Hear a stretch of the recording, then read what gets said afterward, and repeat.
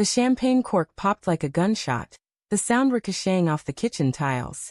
I froze in the hallway, my keys still dangling in my hand, the metallic clink of them fading into the echo of her laughter.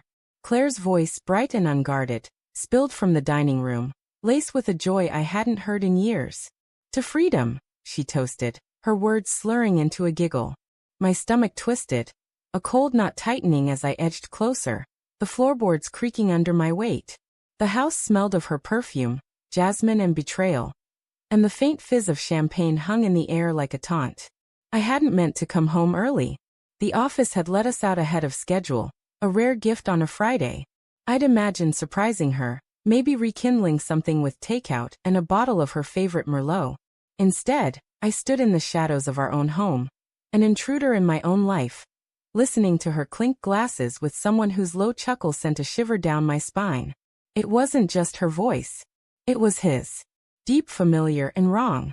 "Mark won't suspect a thing," she said, her tone conspiratorial, almost gleeful. "He's too busy with his spreadsheets to notice." The words landed like a blade, slicing through the fragile hope I'd been clutching. My heart pounded, a dull thud against my ribs, as I pressed myself against the wall, the cool plaster grounding me. I wanted to storm in, to demand answers, but my feet felt cemented to the floor. Doubt crept in, slimy and insistent. Maybe I'd misunderstood. Maybe this was a joke. But the clink of another toast, "To us forever," shattered that delusion. The dining room came into view as I peered around the corner. Claire sat at the table, her auburn hair catching the chandelier's glow, her silk blouse slipping off one shoulder. Across from her was Tom, my best friend since college, his hand resting on hers, fingers entwined. The champagne bottle sat between them, half empty, a smug witness to their celebration. My throat burned, while rising as I watched her lean toward him, her lips brushing his knuckles. The room spun, the edges of my vision blurring like a poorly focused lens. I should have known. The signs had been there, hadn't they? Her late-night texts, the ones she'd dismiss with a laugh, saying it was just work. The way she'd started wearing that jasmine perfume again. The one she hadn't touched since our early days. The weekends she'd slip away for girls' trips, that left no photos, no stories, just vague smiles when I asked. I'd rationalized it all, chalking it up to stress, to her needing space. I told myself love meant trust. But trust, it turned out, was a house of cards, and I was standing in its ruins. "Claire," I said, my voice cracking like dry wood. They both jumped, her glass slipping from her hand and shattering on the hardwood.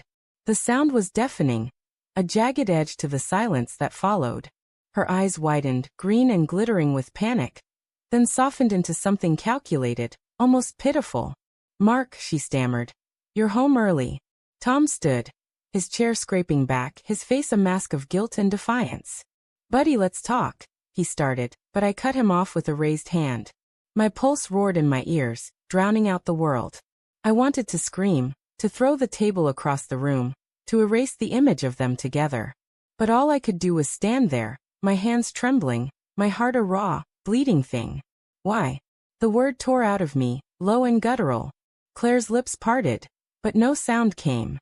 She looked to Tom, then back to me, her face a battlefield of emotions, guilt, fear, maybe even regret. "Don't," I said, sharper now. "Don't lie. Not now." She stood, smoothing her blouse, her movements deliberate, like she was buying time. "Mark, it's not what you think," she said, her voice soft, the way it used to be when she'd coax me out of a bad day. But it was a lie, and we both knew it.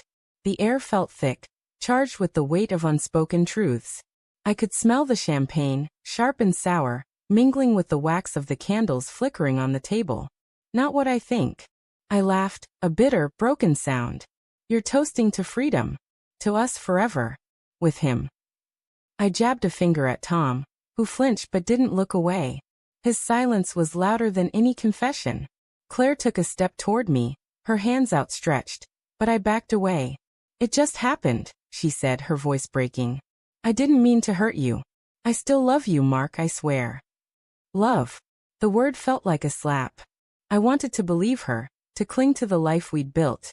The late-night talks, the shared dreams, the way she'd hum off-key while cooking. But those memories were tainted now, stained by the image of her hand in his. My mind raced, replaying every moment I'd ignored, every red flag I'd dismissed. The late calls, the locked phone, the way she'd stopped wearing her wedding ring, claiming it was uncomfortable. How had I been so blind? Tom finally spoke, his voice low, almost pleading. It wasn't planned, Mark. It just grew. We didn't want to hurt you. His words were a match to gasoline. Hurt me?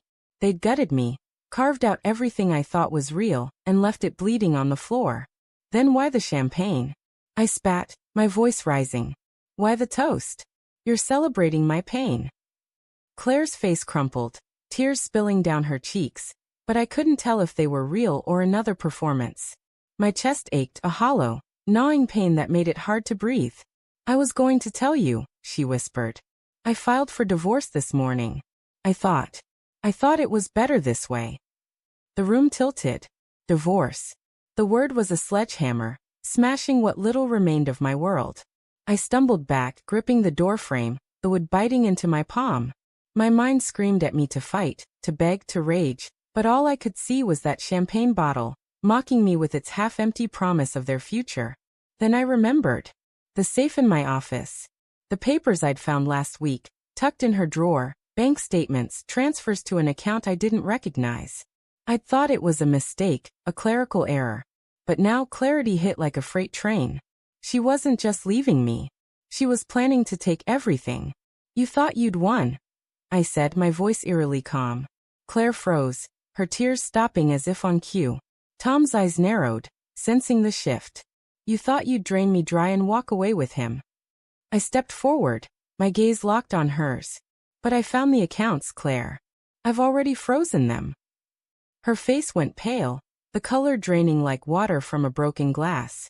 Tom's hand twitched, as if he wanted to reach for her but thought better of it. The air crackled with new tension, the kind that comes when a predator realizes it's been cornered. You're not getting a dime, I said, each word deliberate, sharp. You celebrated too early. Claire's mouth opened, but no words came.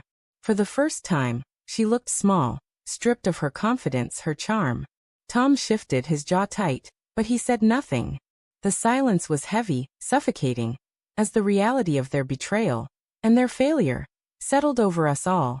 I turned and walked out, leaving the shattered glass and the half-empty bottle behind. The night air hit me like a slap, cold and bracing, but it couldn't numb the ache in my chest.